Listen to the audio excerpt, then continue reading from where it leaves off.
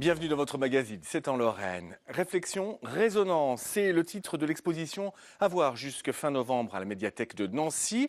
Une création originale de l'artiste Corinne Costa-Errard, puisque le public peut interagir avec l'œuvre et la faire changer au gré des battements de son cœur.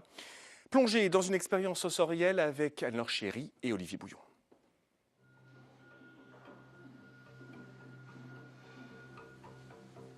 Pénétrez au cœur de la bulle et prêtez-vous au jeu d'une expérience sensorielle. Un capteur installé sur le doigt, les nymphéas de Monet battent au rythme des pulsations de votre cœur. Celui de votre voisin, lui aussi branché, entre en résonance. C'est votre intimité qui est révélée au gré de l'eau. Tout a commencé avec un iris d'appareil photo démonté.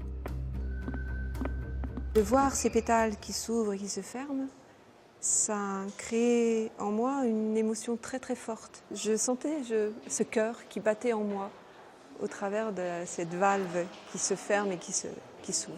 Je me suis mis dans la situation où j'allais créer une installation qui permettait à des personnes d'avoir cet élan émotionnel et je le capte, je leur vole un petit peu et ensuite je leur révèle.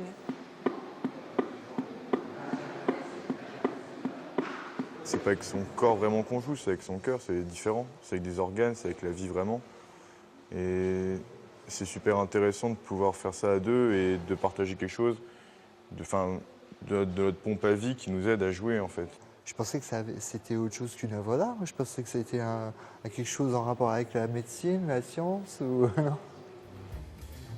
Derrière la poésie, des recherches techniques entre l'artiste et Hervé Michas, ingénieur reconverti dans l'édition d'objets d'art. Les capteurs infrarouges sont les mêmes que dans les hôpitaux. C'est une toile tendue, recouverte d'eau, que les ondes font vibrer. Une partie de la technique a été de récupérer ces battements cardiaques et de les transformer en signaux qui soient utilisables pour faire justement évoluer ce tableau à travers la surface liquide. Ce sont les vibrations que Monet essaie de capter dans la lumière, dans la couleur. Mais surtout, ce sont justement des instantanés. Ces instantanés, c'est ces aspects invisibles que Monet essayait également de capter au travers du temps qui s'écoule. Le cœur, c'est aussi le temps qui s'écoule.